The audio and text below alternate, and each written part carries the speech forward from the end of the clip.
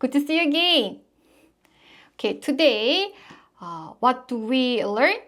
Yes, it's about the particle, which is the markers. I know it's so much difficult. I hope this one will be very beneficial to you.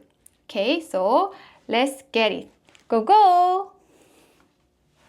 So in English, word order express word grammatical function, right? Such as the order, subject, verb, and object. But in Korean, the grammatical function is expressed by markers, yeah, like such as 이가 or 을을, 은는 or 에서, like this way. There are so many particles.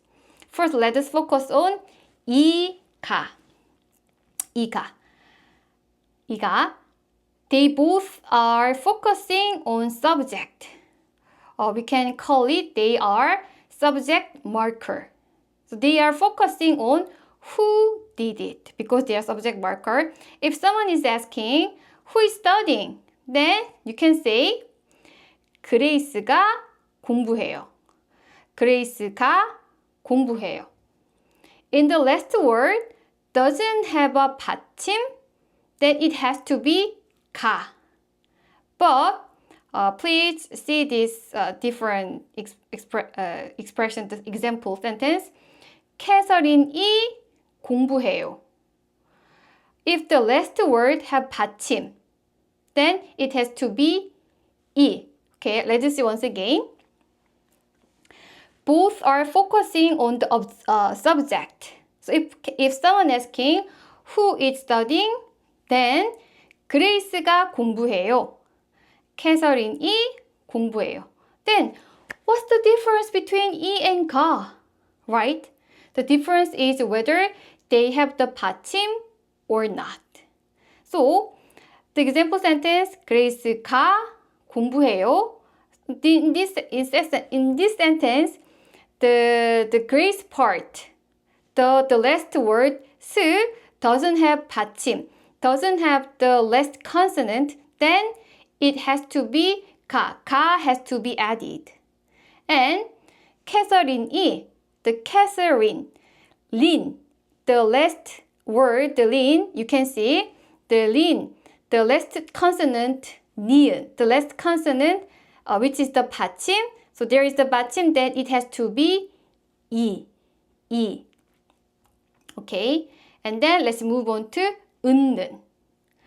은는 are focusing on subject as well, but we call it as a topic marker because they are focusing on what they did. So if someone asking, what does she do? What does he do? Then, like this, you can say, 그레이스는 공부해요.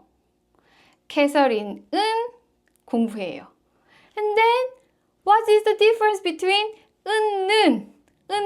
What is the difference? Yeah. Actually, it's the same principle can be applied to this case too. If the previous word doesn't have the 받침, the last consonant, then it has to be 는.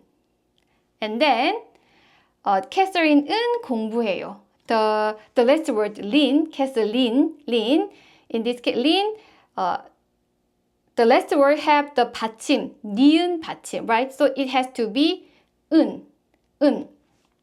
Okay, let me explain you so that you can remember in the easiest way. Basically, in the consonant 이응, as it looks like the 이응 is empty word. So in empty word, any consonant can come in too. So if the previous word there is the last consonant, which is the 받침, then the 받침 is attracted to the next word. So if there is a 받침, and then it leads to the 이응. Okay, so like 은 rather than 는, and it attracted to 이 rather than 가. Can you understand it? Okay. And then next, let's move to 을를 part. We call it objective marker. In English distinguished subject, object, and verb based on the order and the position of the words. However, Korean distinguish them based on markers for each sentence element, right? So please look at this example. 캐서린은 공부를 해요. 그레이스는 밥을 먹어요. So, what's the difference between 을?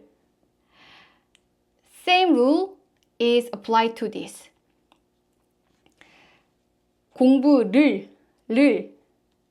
and 밥을 을. So, if the last word doesn't have a 받침, doesn't have the last consonant, it has to be 를. And if the last word have the 받침, then it has to be 을. Because the last consonant, the 받침, is attracted to the next word. So the next word should begin the empty consonant 이응, empty. So 받침 is attracted to this one. Okay, empty 이응. Okay, you did a good job. And step by step, let's learn more Korean. Okay, thank you so much everyone. See you next lesson.